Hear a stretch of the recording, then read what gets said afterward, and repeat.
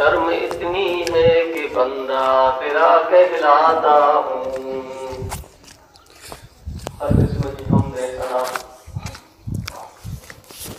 इबादत वाखान बजाई अल्लाह तबारक व तआला जी ज़ात जे लाइक ज़ेबा सदावार आहे,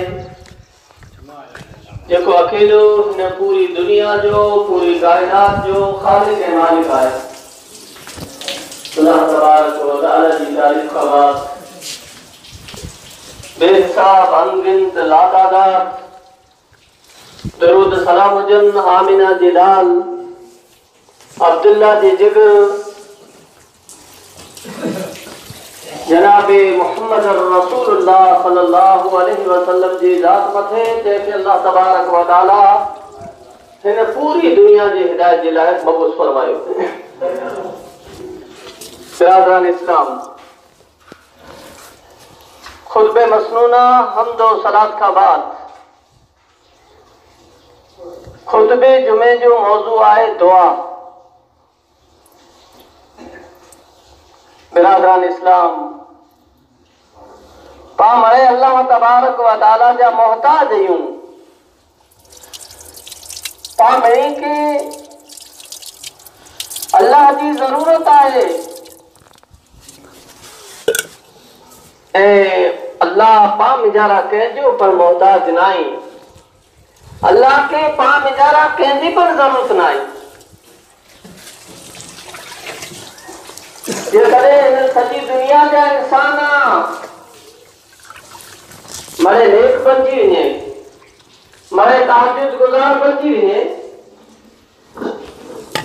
मरे मुत्तक़ी परहेज़गार बणिजी वञे, त अल्लाह तबारक व तआला जे खज़ाने में कीअं पर वधारो नथा करे सघे। जेकॾहिं सॼी दुनिया जा इंसान वॾा पापी, वॾा मुजरिम, वॾा गुनहगार बणिजी वञे, गुनाह मथे गुनाह कये, त अल्लाह तबारक व तआला खे कीअं पर नुक़सान नथा ॿुधाए सघे। हर इंसान के इबादत करण जी वजह सां फ़ाइदो मिलंदो, अल्लाह खे फ़ाइदो बि न मिलंदो। जेको इबादत कंदो त उन पिण खे फ़ाइदो मिलंदो, ॿिए कंहिंखे बि फ़ाइदो मिले वारो न आहे। जेकॾहिं को गुनाह कंदो त पिण जो नुक़सान कंदो, अल्लाह जो कीअं पर ॿिए कंहिंजो बि कीअं बि नुक़सान थी सघे। त बिरादरान इस्लाम, पामरे अल्लाह जा मोहताज आहियूं ऐं अल्लाह कंहिंजो पर मोहताज न आहे। अल्लाह तबारक व तआला पंहिंजी मुक़द्दस किताब क़ुरान करीम में इरशाद फरमायो, या अय्युहन्नास अंतुमुल फुक़राउ इलल्लाह वल्लाहु हुवल गनियुल हमीद। ऐ दुनिया जा इंसानों, ऐ दुनिया में रहने वाला, ऐ दुनिया की हिन धरती मथे, दुनिया की हिन ज़मीन मथे जिंदगी गुज़ारण वारा इंसानों, ऐं मरे अल्लाह जा मोहताज आहियो, अल्लाह जा ज़रूरतमंद आहियो। ऐं अल्लाह तबारक व तआला बेनियाज़ खूबीअ वारो आहे।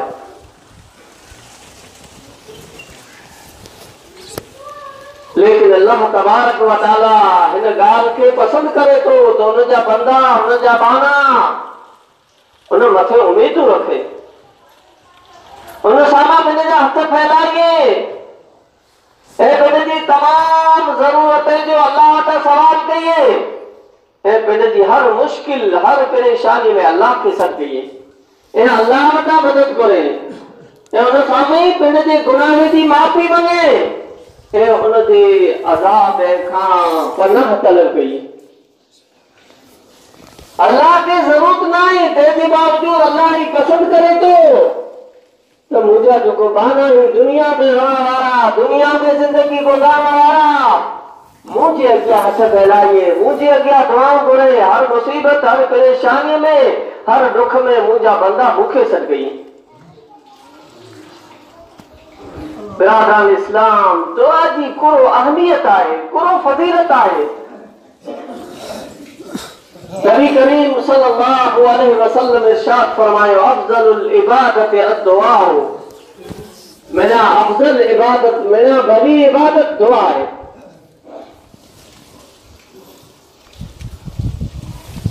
दुआ का अफजल इबादत को बनाई। अल्लाह तबारक व तआला के नजदीक अल्लाह तबारक व तआला वट बड़ा अफजल इबादत है दुआ है। कोई जगह अफजल इबादत दुआ है। जैसे इंसान दुआ करे तो जैसे इंसान बिन जा हथ फैलाए तो तेरे इंसान जो दिल पर इबादत में लगो पे हुए तो दुआ में लगो पे हुए तो इंसान की जबान पर दुआ में लगी पई हुई थी। इंसान जो पूरो जिस्म पर दुआ में लगो पे हुए तो इतने जी लाए मेरा अफजल इबादत है। भैया इबादत हुई तो भैया इबादत में अमुक वस्तु इबादत में लगल हुई थी, अमुक वस्तु इबादत में नथी लगल हुए। लेकिन दुआ अहिड़ी इबादत है बंदो जहिड़ा दुआ करे तो खुलूस दिल सां बंदे जो दिल पर दुआ में लगल हुए तो अल्लाह की इबादत में लगल हुए तो बंदे की जबान पर जबान के जरिए अल्लाह का दुआ करे तो जबान के जरिए चए पियो अल्लाहुम्मा मगफिरली वरहमनी वहदनी वाफिनी वरज़ुक़नी। यानी जबान सां पर अखर कढे पियो, दिल सां पर इंसान सोचे पियो, इंसान जा हथ पर अल्लाह की इबादत में लगा पिया हुआ था। इतने जे लाइ नबी करीम सल्लल्लाहु अलैहि वसल्लम के दुआ के मेरा अफजल इबादत जो है। बल्कि इसी हदीस में नबी सल्लल्लाहु अलैहि वसल्लम दुआ की इबादत जो दुआ हो वल इबादत दुआ जो कोई इबादत है।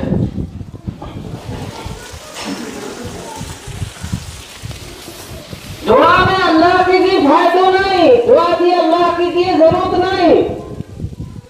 जरा बंदो दुआ करे तो तेरा पिंड जे लाइ दुआ करे तो बंदो चए तो ऐ अल्लाह मुझे गुनाह के माफ कर, ऐ अल्लाह मुझे गुनाह के दर गुजर कर, ऐ अल्लाह मुझे दौलत दे, ऐ अल्लाह मुझे नेक औलाद दे। बंदो बिन जे लाइ दुआ घुरे पियो। बंदो चए पियो अल्लाह मूं मथां बीमारी दूर कर, मूं मथां मुसीबत दूर कर। अल्लाह के कीअं कोई फ़ाइदो नाही। लेकिन अल्लाह तबारक व तआला बंदे जे लाइ पिण जे बाने जे लाइ पियो तो दुआ जेको आहे इहे इबादत है। दुआ की अहमियत के पेश नजर नबी करीम सल्लल्लाहु अलैहि वसल्लम हिकड़ी हदीस में दुआ के इबादत जो मगज़ जो हुयो। और दुआ वो मुख्य इबादत दुआ जो है ये इबादत जो मगज़ है। जैसे तरह इंसान जो मथो हुए तो इंसान जो बेजो हुए तो जो कोई इंसान जैजो मगज न हुए जैमें अकल न हुए उनके पागल चौका पा चौदा हिनती किए पर मार नहीं। यानी जो को मथो हुए तो वो इंसान के जिस्म में मेरा अहमियत जो काबिल हुए तो मेरा अफजल हुए तो मेरा बेहतरीन हुए तो इस तरह दुआ इबादत में मेरा बेहतर है, मेरा बड़ी है। नबी सल्लल्लाहु अलैहि वसल्लम दुआ के इबादत जो मदद जो हो इंसान पिण जे मगज जे जरिए सोचे तो इंसान पिण जे मगज जे जरिए मंसूबा बनाए तो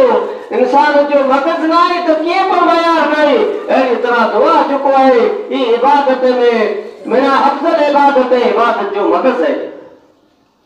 नबी करीम सल्लल्लाहु अलैहि वसल्लम दुआ की फजीलत अहमियत के बयान कई फरमायो अन अबी हुरैरा रज़ियल्लाहु अन्हु क़ाल क़ाल रसूलुल्लाह सल्लल्लाहु अलैहि वसल्लम लैसा शैउन अक़रबु अलल्लाह तआला मिन दुआ। हजरत अबू हुरैरा का रिवायत है।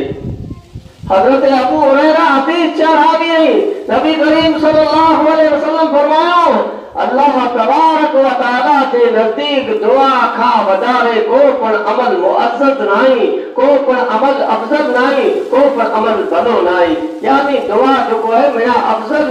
मेरा मुअज्जज कम है, मेरा मुअज्जज अमल है, मेरा भलो अमल है। दुआ के कदर अल्लाह तबारक व तआला के अजीज है। जदे को बंदो अल्लाह ता मंगे तो ए दुआ करे तो तेरा अल्लाह खुश थिए तो ए अल्लाह ता न तो मंगे तेरा अल्लाह नाराज थिए तो। आज पावदा दुनिया में को रुपयो मंगे को धंधे वारो अचे को मदद गुनाते तेर पा उनते नाराज थियो था पाचो ही ता एरो शख्स है जो को हर फेरा हर ॾींहुं हर अठवाडिये में हर महीने में पैसा ॾिने पियो, भीख मंगे पियो, घुरे पियो, त पाण मथे नाराज़ थियूं था, उनजी गीबतूं कयूं था, उनजी चुगली कयूं था। लेकिन अल्लाह तबारक व तआला पाण जहिड़ो न आहे। पाण जो कंहिं शख़्स जी वाखाण कयूं, पंहिंजो ही ख़ासो आहे, ही अफ़ज़ल आहे, ही बहितर आहे, पाण वटि रुपया मंगे त तुरंत पाण बदिली वञो था। पाण चओ त ही त बेकार आहे, ही त भीख मंगे पियो, ही त पैसा घुरे पियो, त तुरंत फिरी वञो था। लेकिन अल्लाह तबारक व तआला वटां मंगे थो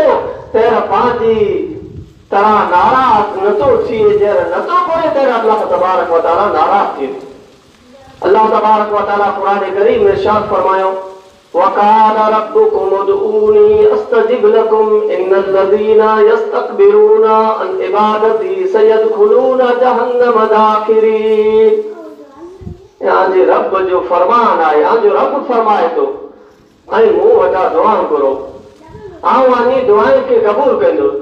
बेशक जो इंसान मुझे इबादत का तकब्बुर करिए था, वो अन करीब जलील थी करे जहन्नम में वेंदा, जहन्नम में दाखिल थींदा। बिरादरान इस्लाम, इन आयत करीमा में अल्लाह तबारक व तआला मंगण जो हुकुम ॾिने पाके। अल्लाह ते त मूं वटां दुआऊं करो, सिर्फ घुरो न पिया, अल्लाह अॻियां वाइदो करे थो तव्हां पंहिंजी दुआए खे क़बूल कजो। झुको पर मुझी इबादत का तकब्बुर करिए था, यानी दुआऊं नथा करे, दुआ नथा करे, तकब्बुर करिए था, वॾाई करिए था, तो मूंखे दुआ जी कुर ज़रूरत आहे। अल्लाह मूंखे दौलत ॾिने, अल्लाह मूंखे माल ॾिने, अल्लाह मूंखे औलाद ॾिने, अल्लाह मूंखे हर चीज़ ॾेई छॾे, त मूंखे दुआ करण जी कुर ज़रूरत आहे। दुआ नथा करे, दुआ का तकब्बुर करिए था, अल्लाह तबारक व तआला फरमाए तो अन इबादती सयदखुलून जहन्नम दाखिरीन। ते तकब्बुर करण वारे के, अहिड़े इबादत का मुंहं मोड़ण वारे के, अहिड़े दुआएं न घुरण वारे के अन करीब आऊं जहन्नम में दाखिल कंदुसि। अहिड़ा इंसान ज़लील खार थी करे, रुसवा थी करे जहन्नम में दाखिल थींदा। बिरादरान इस्लाम, हर हाल में दुआ करणु खपे। आसानी हुए देर पर दुआ, तंग दस्ती हुए देर पर दुआ, सेहतमंद हो देर पर दुआ, बीमार हो देर पर दुआ। दुआ जो कोई हिकिड़ी आसान इबादत है,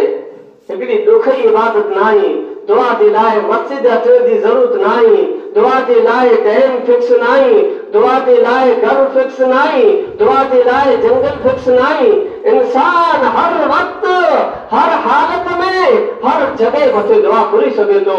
इंसान घर में हुए देर पर दुआ घुरी सघे थो, इंसान जंगल में हुए देर पर दुआ घुरी सघे थो, इंसान मस्जिद में हुए देर पर दुआ घुरी सघे थो, इंसान रात हुए कि ॾींहुं हुए, को पर टाइम हुए, हर वक्त इंसान दुआ घुरी सघे थो। इंसान हवाई जहाज में हुए देर पर दुआ घुरी सघे थो, इंसान ट्रेन में हुए, बस में हुए, जीप में हुए देर पर इंसान दुआ घुरी सघे थो। इंसान हर हालत में बीमार हुए देर पर दुआ घुरी सघे थो, सेहतमंद हुए देर पर दुआ घुरी सघे थो। यानी इंसान हर हाल में, हर जगह मथे, हर वक्त इंसान जी लाइ दुआ छूट आहे।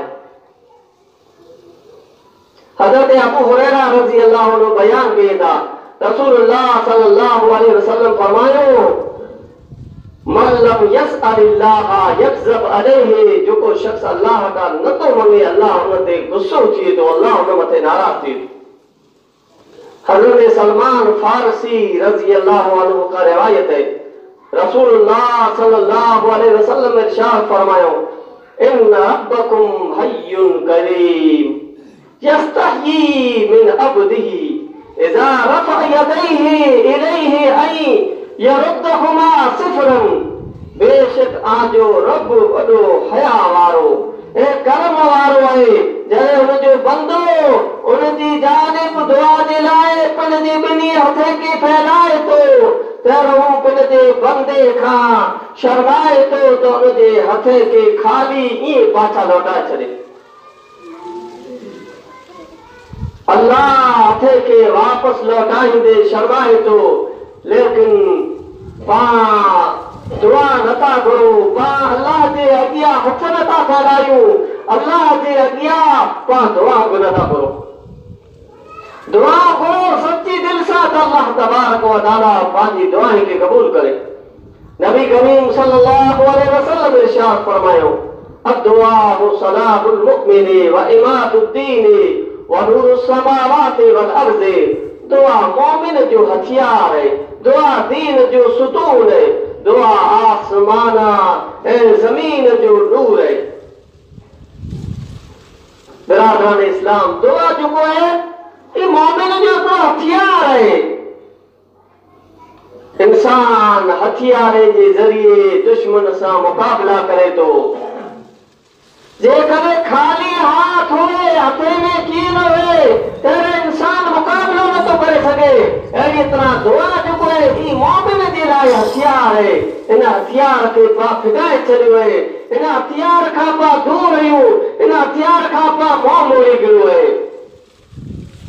जरा पामते को बीमारी अचे पामते को मुसीबत अचे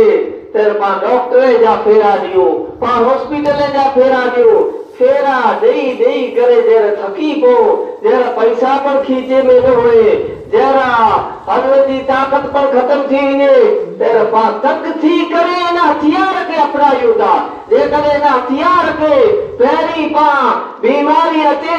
सेहत जी हालत में तंदुरुस्ती जी हालत में अपनायूं तो अल्लाह तबारक व तआला पा मथा बीमारी दूर करे छॾे पा मथा मुसीबत दूर करे छॾे। तेरा को डॉक्टर कम न थे को हॉस्पिटल कम न थे तेरा पा फीना वेजायूं तेरा पा इना हथियार के अपनायूं पाके सच्ची दिल से पहिरीं इन हथियार के अपनाणो खपे। इन हथियार के खानो खपे जो को मोमिन जे लाइ हथियार है। दुआ का वधारे को ॿियो हथियार नाहे। मुसीबत अचे थी दुख अचे थो तेरे त हर इंसान दुआ घुरे थो हर इंसान हथ फैलाए तो लेकिन जरा सेहत हुए तंदुरुस्ती हुए तेरा हर इंसान हथ नथो फैलाए। तेरा हर इंसान अल्लाह तबारक व तआला वटा नथो घुरे। इंसान के सुख हुए कि दुख हुए बीमारी हुए कि सेहतमंद हुए हर हाल में हथियार के अपनाणो खपे।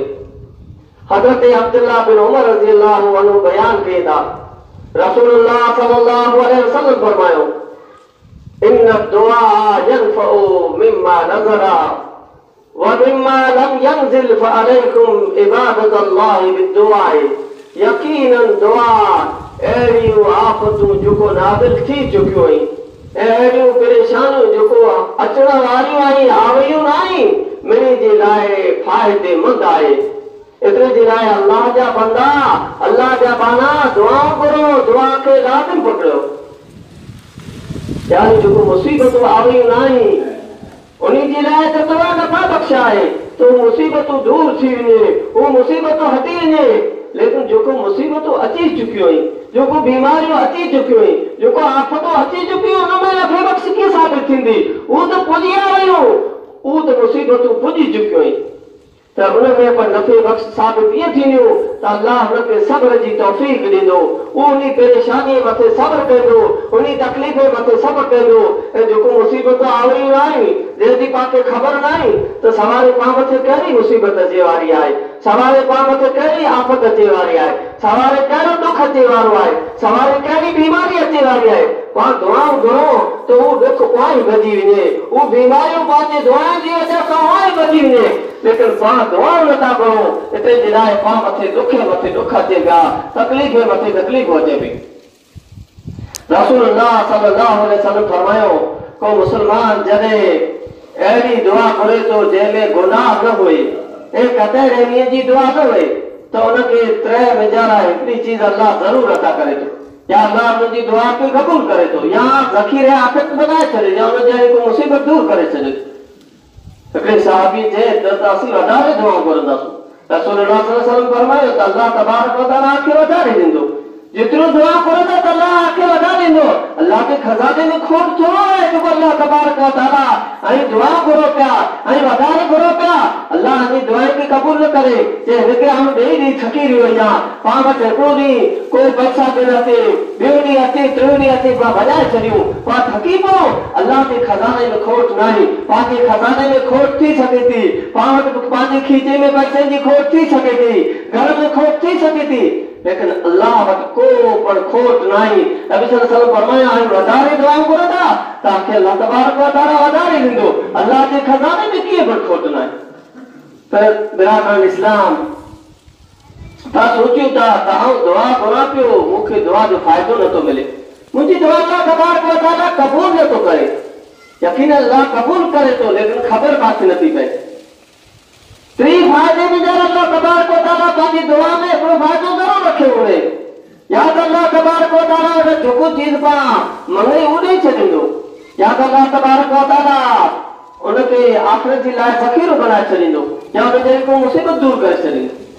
टे फ़ाइदे में जरा हिकिड़ो फ़ाइदो पाण ज़रूर मिले थो दुआ जो लेकिन पाणखे त उहो ज फ़ाइदो खपे त जेको साम्हूं आहे यानी पंहिंजो अल्लाह मूंखे गाॾी ॾे त गाॾी न मिले पंहिंजो मुंहिंजी दुआ क़बूल न थी पंहिंजो अल्लाह मूंखे दौलत ॾे मूंखे लख रुपया ॾे 2 लख ॾे पाण त सवारे 2 लख न आया त पंहिंजो मुंहिंजी दुआ क़बूल ज न थी इहे जेकर दुआ क़बूल थिए त काफ़िर पर दुआऊं घुरे काफ़िर पर मुसलमान थी वञे काफ़िर पर इस्लाम क़बूल करे जंहिंखे बुख अचे जंहिंखे न अचे जंहिं वटि गाॾी न तुरंत मुसलमान थी वञे स्कॉर्पियो अची वञे तुरंत मुसलमान थी वञे बोलेरो अची वञे तुरंत मुसलमान थी वञे को वॾी गाॾी अची वञे त काफ़िर पर थी वञे पंहिंजे अक़ीदे में खोट आहे त पाण सम्झो था त दुआ क़बूल न कजे था त मूंखे तुरंत उहा चीज़ न मिले जेको मंगे उहो कोई जे लाइ न मिले तंहिं पाण चओ आऊं दुआऊं घणे घुरां थो ऐं अल्लाह जा पिया हथ घणे फैलायूं थो लेकिन अल्लाह मुंहिंजी दुआ खे क़बूल नथो करे बिरादरान इस्लाम पाण ॿ फ़ाइदा त ज़रूर मिली रहिया हूंदा या त को मुसीबत अचे वारी हूंदी जेको पाण खे ख़बर न आहे अल्लाह दुआ जी वजह सां उनखे दूर करे छॾियो को ख़तरनाक बीमारी अचे वारी हुई को आफ़त अचे वारी हूंदी अल्लाह उन आफ़त खे पाण पंहिंजे घर मथां पंहिंजे ॻोठ मथां हटाए छॾियो हुई या त अल्लाह तबारक व तआला पंहिंजे लाइ आखिरत जो ज़ख़ीरो बना करे रख छॾ जहिड़ा अल्लाह तबारक व तआला वटि मरण जी बात हले था त पाण खे दुआ जो फ़ाइदो मिले थो त पाण खे ख़बर पवंदी बड़े भरी विया आहिनि जेको उहो जेकॾहिं पाछा अचे त पाण खे चई वञे त असांजी दुआ क़बूल थिए लेकिन पाछा को पण आयो न एतिरे जे लाइ पाण खे ख़बर पए वारे न पाण हलंदासीं त पाण खे ख़बर पवंदी रसूल अल्लाह सल्लल्लाहु अलैहि वसल्लम फरमायो हिकिड़ो इंसान दुआ घुरे थो लेकिन अल्लाह हुनजी दुआ क़बूल नथो करे कोई भी अल्लाह तबारक व तआला दुआ क़बूल नथो करे हिकिड़ो इंसान दिको सफ़र करे टूको न पई जेतिरो न खाड़ जेतिरो न भुज जेतिरो न लंबो सफ़र करे दिको सफ़र करे उनजा महिलारा वार थी रहिया आहिनि ऐं गुबार धूल जहिड़ी उनजी हालत थी रही आहे इंसान दिको सफ़र करे थो त इंसान जी हालत बदिली वञे थी वार पर महिलारा वैसे नथो मिले पेट पर लिया पर चत गुबार आलूद धूल जहिड़ी हालत में इंसान आसमान जी तरफ़ पंहिंजे हथे खे फैलाए थो पंहिंजे हथे खे बुलंद करे दुआ घुरे थो ऐं मुंहिंजा रब हालांकि उनजो खाधो उनजो पहिरणु उनजो पीअणु उनजो लिबास हराम कमाईअ सां हुए थो ऐं उनजे जिस्म जी परवरिश हराम रिज़्क़ सां हुए थी त अहिड़े शख़्स जी दुआ अल्लाह क़बूल कीअं करे भले लंबो सफ़र करे भले हद मथे वञे भले उमिरि मथे वञे लेकिन ई चीज़ूं आहिनि त इंसान जी दुआ अल्लाह तबारक व तआला क़बूल नथो करे पहली चीज़ आहे त इंसान जेको खाधो खाधे पेट में उहो हलाल जो आहे या हराम कमाईअ जो आहे सही तरीक़े से कमाए या सूद जे ज़रिए या कंहिंखे धोखो ॾेई करे या कंहिंखे ठगे करे कमाए ऐं जेको लिया पहिरे रही इंसान मथे उहो इंसान जा हलाल कमाई जा या हराम कमाई जा इंसान जेको पानी पीते उहो पर हराम कमाई मां हुए थो त अल्लाह तबारक व तआला हुनजी दुआ क़बूल थो करे ऐं इंसान जेको तंदुरुस्त थियो आहे वॾो थियो आहे ई किन कमाईअ सां थियो आहे हराम कमाईअ सां थियो आहे तो वो बड़े रमे ते वेही करे काबे में वेही करे मस्जिद नबी में वेही करे मस्जिद हराम में वेही करे काबे जे दरवाजे में मथे वेही करे दुआ करो तो तब अल्लाह तबारक व तआला उनजी दुआऊं कबूल करे रसूल अल्लाह सल्लल्लाहु अलैहि वसल्लम फरमायो उन ज़ात जी कसम जंहिंजे हथ में मुंहिंजी जान आहे ऐं ज़रूर नेकीअ जो हुकुम कंदा रहो ऐं हर हाल में बुराई खां मना कंदा रहो न त जल्दी अल्लाह तबारक व तआला आमते पिण जो अज़ाब हलाईंदो ऐं उन अज़ाब अचण जे बाद ऐं अल्लाह वटां दुआऊं घुरंदा त अल्लाह तबारक व तआला आहियूं दुआऊं क़बूल की कंदो। नबी सल्लल्लाहु अलैहि वसल्लम अल्लाह जो सौ खयो हुयो अल्लाह जो सौ करे चई चयो हुयो पंहिंजो सौ न आई पंहिंजो मसीद जो सौ क़ुरान जो सौ मां जो सौ पीउ जो सौ इहो सौ ई सौ जो मतिलबु कहिड़ो आहे सौ जी माना कहिड़ो आहे सौ जी माना गवाह बनाई आहे गुरु मस्जिद ही मस्जिद जो गुरु ये गवाह बनी सके थी इनमें सा है ये जीरी है मस्जिद गवाह कीअं बनंदी सौ जो मतिलबु आहे हिन गवाह बनाई आहे तो मस्जिद गवाह नथी बनी सघे मस्जिद जो सौ खणणु जाइज़ न आहे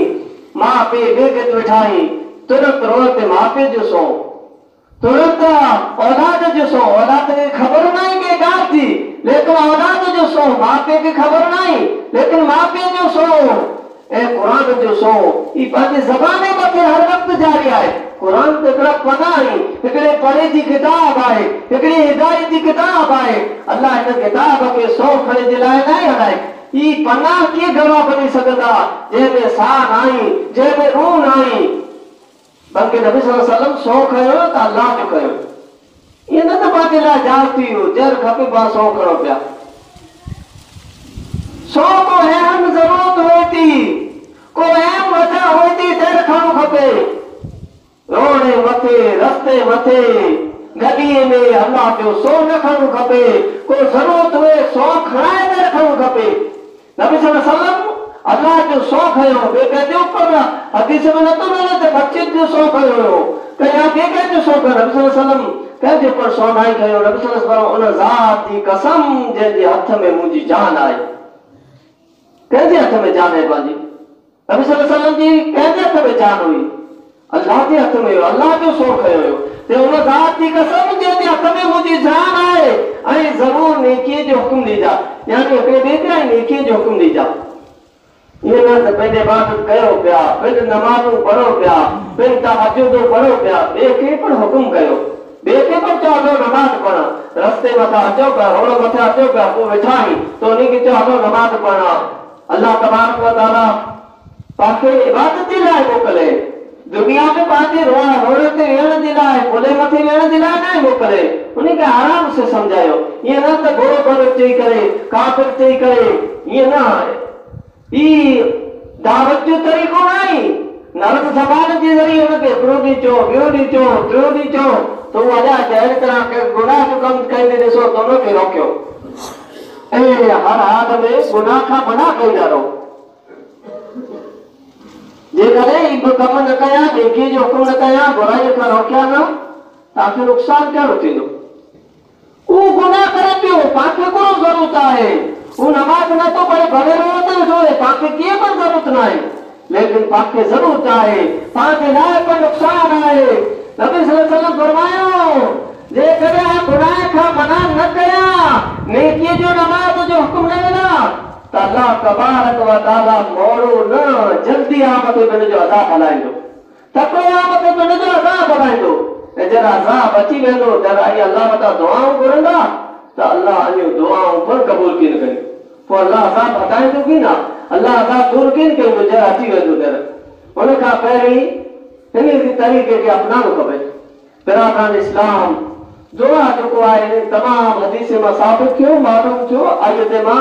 त बहितरीन इबादत आहे अफ़ज़ल इबादत आहे जंहिंखे पाण हर वक़्तु अपनाए सघो था जंहिंखे हर वक़्तु विछाइण मथे उहो देर पण दुआ घुरी सघो था मस्जिद में यानी सुम्ही उथियूं देर पण दुआ हर वक़्तु पाण दुआ घुरी सघो था अहिड़ी तरह पाण दुआ घुरो पहिरियां दुआ जा आदाब पण चङई उनखे मलहूज़ रखणो खपे त पंहिंजी जल्दी दुआ क़बूल थींदी मसो करे दुआ करणो अहिड़ी तरह वाह मोह करे अहिड़ी तरह पहिरीं अलहम्दु पढ़णो पोइ अल्लाह सल्ली पढ़णो पोइ दुआ करणी यानी पहिरीं अल्लाह जी वाखाण करी पाण वञो त अगरि हुनजी पण वाखाण करणी पवंदी त पहिरीं अल्लाह जी वाखाण करी पोइ नबी ते दुरूद हलाइणो पोइ पाण दुआ करो त दुआ करे सघो लेकिन पर विछाने में पर दुआ करो तो अल्लाह तबारक व तआला पांजी दुआ कबूल कयो। जंगल में हो जहर पढ़ो जिद पढ़ो दुआ करो तो अल्लाह तबारक व तआला पांजी दुआ कबूल कयो। अल्लाह तबारक व तआला दुआ अल्लाह तबारक व तआला पाके वधारे मौलाए दुआ करण जी तौफीक अता फरमाए। अल्लाह तबारक व तआला पाके नेक बनाए इबादत गुज़ार बनाए। जो को बीमार है देखे अल्लाह तबारक व तआला शिफा